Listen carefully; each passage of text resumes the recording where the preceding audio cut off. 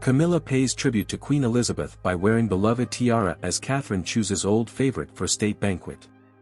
But the Princess of Wales opted for a longtime favorite, wearing the lover's knot tiara again for the event inside Buckingham Palace. It was the first gala dinner hosted by King Charles as monarch as he welcomed South Africa's President Cyril Ramaphosa to Britain for a state visit. Now that she is Queen Consort, Camilla has access to a range of tiaras and jewelry owned by her late mother-in-law. And that includes the sapphire and diamond parure, meaning set, worn for the first time on Tuesday evening UK time, Wednesday morning in Australia. The tiara was made to match pair of sapphire and diamond earrings, and a necklace, gifted to the late Queen by her father, King George, on her wedding day in 1947.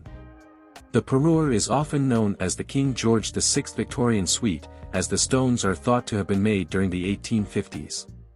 In 1963, Queen Elizabeth had the tiara made along with a bracelet. The set features blue sapphires cut in various shapes including emerald, cushion and pear-shaped stones.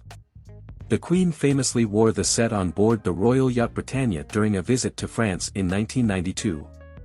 Camilla matched the blue sapphires with a gown in the same color, with lace sleeves, by Bruce Oldfield, seen recently when she was photographed by Vogue for her 75th birthday. Catherine chose a white gown with beaded embellishments by British designer Jenny Packham.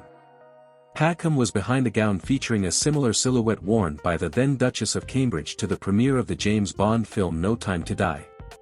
For the state banquet, the Princess of Wales wore the lover's knot tiara, first seen on her in 2015. Originally owned and made for Queen Mary, the tiara has since become Catherine's most worn piece. It was also a favorite of Diana, Princess of Wales, who wore it many times after marrying Prince Charles in 1981. The tiara is frequently called the Cambridge lover's knot tiara, but that tiara is a separate piece which Queen Mary's tiara was based off. Catherine also wore Diana's large diamond and South Sea pearl earrings, famously worn by the late princess in Sydney in 1996, and a 4-strand pearl bracelet from Queen Elizabeth's collection. Pinned to her gown was the Dane Grand Cross of the Royal Victorian Order sash, presented to her by Queen Elizabeth in recognition of services to the Crown in 2019. My mother often recalled her visit in 1947, the year before I was born, when, from Cape Town on her 21st birthday, she pledged her life to the service of the people of the Commonwealth. It is therefore particularly moving and special that you are our guest on this, the first state visit we have hosted. The late Queen had the great pleasure of hosting Presidents Mandela, Mbeki, and Zuma for state visits to the United Kingdom, at all of which I was present. On each of those occasions, she expressed her admiration for your country and its people, its vibrancy, natural beauty and diversity.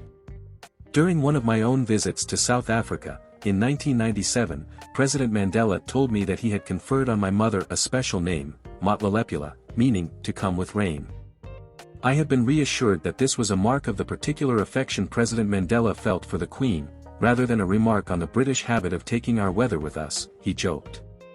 Before the dinner, His Majesty was joined by the Queen Consort and the Prince and Princess of Wales for an afternoon of British pageantry at the Horse Guards Parade, marking the beginning of a 2-day state visit to the UK.